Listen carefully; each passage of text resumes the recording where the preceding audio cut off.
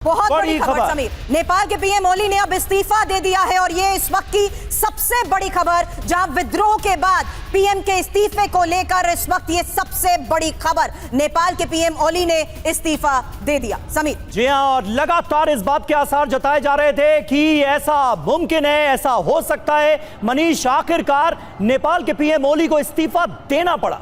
जी हाँ, बिल्कुल। देखिए, जिस बात की चर्चा हम कर रहे थे कि नेपाल को आज नया चेहरा मिलेगा, नया नेता मिलेगा, नया प्रधानमंत्री मिलेगा, और केपी शर्मा ओली के पास इस्तीफा देने के अलावा कोई और विकल्प नहीं था। नौबत इस तरह आ गई है कि अब उनकी जान पर खतरा बनी हुई है। उनको अपने आवास को छोड़कर किसी सुरक्षित ठिकाने पर जाना पड़ा। नेपाल की आर्मी ने उनको रेस्क्यू किया और अब उनकी खबर आ रही है कि उन्होंने इस्तीफा दे दिया है। तो पहले प्लान यही था कि प्रधानमंत्री ओली सर्वदलीय बैठक में हो जाएंगे, वहां पर अपने इस्तीफे की पेशकश करेंगे और फिर किसी नए चेहरे को प्रधानमंत्री बनाया गया। लेकिन लगातार बढ़ते दबाव की वजह से आप कहें तो 2 घंटे पहले ही प्रधानमंत्री ओली के इस्तीफा देने की बात सामने आ गई है। अब नेपाल में अगली सरकार किसकी बनेगी, नेपाल का नेतृत्व कौन करेगा, ये अभी फिलहाल कहना मुश्किल है। लेकिन ज़्यादातर राजनीतिक दलों और नेपाल के प्रधानमंत्री के आसपास के लोगों से भी जो मेरी बात हुई, उन सब का कहना था कि चूंकि प्रदर्शनकारियों की मांग है कि जो पुराने लोग हैं उन्हें हम नहीं सहन करेंगे, हमें नया व्यक्ति चाहिए, नया चाहिए, यंग चाहिए, यंग फेस। लेकिन मनीष, वो नया व्यक्ति कौन होगा? कौन इस मुश्किल हालात से उबार सकता है इस वक्त नेपाल को? कोई नाम जहन में आता है? या जो लोग आज सर्वदलीय मीटिंग में बैठेंगे, क्योंकि अब तो पीएम ओली का इस्तीफा भी हो गया, तो अब नया वो शख्स कौन होगा, वो नया चेहरा कौन होगा जो कि नेपाल में हालात को सुधार पाएगा? ये भी एक सवाल। देखिए, भारत के एक बहुत ही चर्चित नेता रहे थे राम मनोहर लोहिया। वो कहते थे कि जनता खुद अपना नेता चुन लेती है। तो मुझे लगता है कि अगले कुछ घंटे में जनता अपना एक नेता भी चुन लेगी। फिलहाल उन्होंने एक बड़ी कामयाबी हासिल की है कि उन्होंने प्रधानमंत्री केपी शर्मा ओली को गद्दी छोड़ने के लिए मजबूर कर दिया है। वही केपी शर्मा ओली जो अभी कुछ दिन पहले चीन में मिलिट्री परेड का हिस्सा थे, वही केपी शर्मा ओली जिन्होंने बीजिंग के साथ, जिनपिंग के साथ पींगे बढ़ाई थी, उसी केपी शर्मा ओली को आज गद्दी छोड़नी पड़ी, क्योंकि उन्होंने चीन का रास्ता अख्तियार किया था। चीन का इतिहास था जब उन्होंने छात्रों पर गोलियां चलाई थी, छात्रों पर टैंक चलाए थे। नेपाल में भी प्रधानमंत्री केपी शर्मा ओली ने भी वही काम किया। चीन से लौटकर आते ही उन्होंने छात्रों के सर पर, सीने पर गोलियां चलाई और नेपाल की जनता को यह मंजूर नहीं था और नेपाल की जनता ने सरकार को घुटने पर लाकर खड़ा कर दिया। बिल्कुल, यही इस वक्त की सबसे बड़ी खबर है, क्योंकि इस वक्त वरिष्ठ पत्रकार अमर प्रधान भी हमारे साथ हैं। उनसे भी इसको लेकर सवाल करूं उससे पहले नेपाली संसद का ही अब एक और वीडियो आपको दिखाते हैं, जहां संसद का घेराव करते हुए कैसे अंदर तक ये प्रदर्शनकारी पहुंच गए। वो तस्वीरें अभी तक आपने देखी थी, अब लगातार कुछ और तस्वीरें सामने आ रही हैं और देखिए किस तरीके से ये अंदर की तस्वीरें अब सामने आ चुकी हैं। और जिस बात का समीर हम जिक्र कर रहे थे कि अंदर सब कुछ तहस नहस किया जा रहा है, अंदर संसद परिसर के अंदर पहुंच चुके हैं, तोड़फोड़ की जा रही है। हालांकि देखिए किस तरीके से इस बड़े से गेट को खोलकर नेपाली संसद में घुस चुके हैं ये प्रदर्शनकारी, और अब बाहर के साथ साथ अंदर की भी नेपाल संसद की ही एक और तस्वीर सामने आ चुकी है।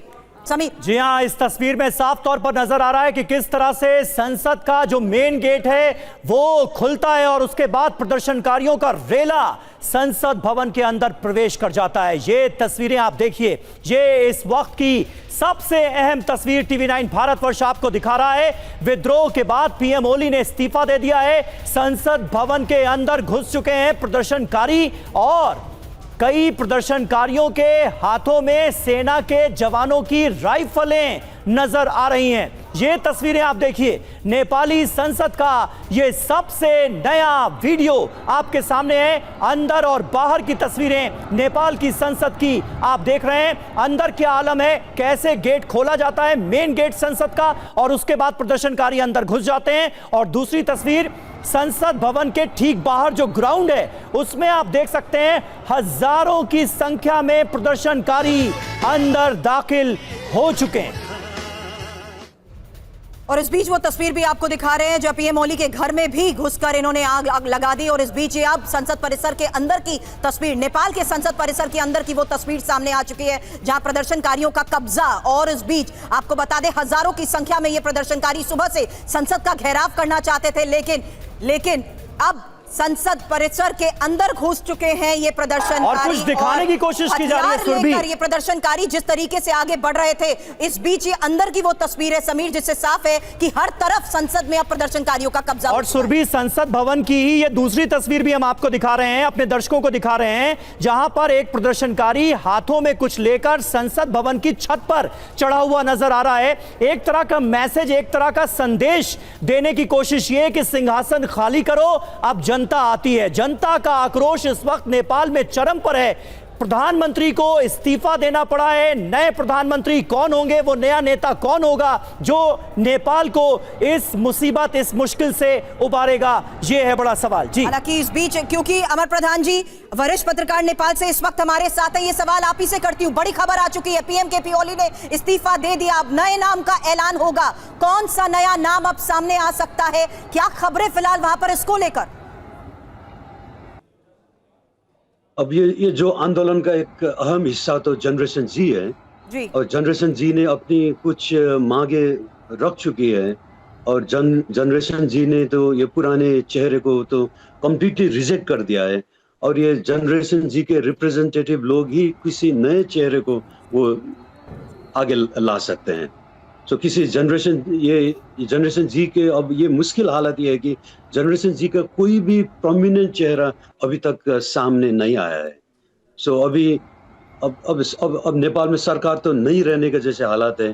तो जनरेशन जी अब किससे वार्ता करेगी या जो सरकार नई हालत नहीं होने की। अमर जी, रोक रहा हूं आपको। लगातार बड़ी खबरें इस वक्त नेपाल से सामने आ रही हैं। बड़ी खबर है, पीएम ओली के दफ्तर में घुसे प्रदर्शनकारी, हथियार लेकर संसद में घुसे हैं प्रदर्शनकारी। ये खबर हमने आपको दिखाई और ऑफिस में नेपाल के पीएम के दफ्तर में जो प्रदर्शन हुआ है उसी के बाद केपी ओली ने अपना इस्तीफा दिया है, ये जानकारी सामने आ रही है। तो ये बड़ी खबर है, ऑफिस में प्रदर्शन के बाद पीएम ओली ने अपना इस्तीफा दिया है। हमारे संवाददाता विपिन चौबे इस वक्त नेपाल की राजधानी काठमांडू में संसद भवन के अंदर मौजूद हैं।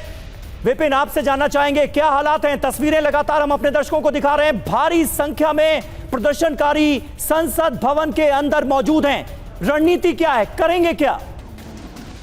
समीर, खबर में थोड़ा सा अपडेट है और मैंने अपने 20 साल के करियर में इस तरह का प्रदर्शन, इस तरह का गुस्सा किसी भी सरकार के खिलाफ नहीं देखा है। कई राज्यों में, कई देशों में मैंने सत्ता को परिवर्तन होते देखा है, लेकिन एक बहुत बड़ी अपडेट, नेपाल की पूरी संसद जलाकर खाक कर दी गई है। मेरे आंखों के सामने, चूंकि मोबाइल का नेटवर्क नहीं है, हमारे लाइव व्यू का नेटवर्क नहीं है, इसलिए हम आपको विजुअल्स नहीं भेज पा रहे हैं। हम बहुत मजबूर हैं, लेकिन एक एक रिपोर्ट हमने रखी है। पूरा नेपाल का संसद भवन इस वक्त धू धू कर जल रहा है।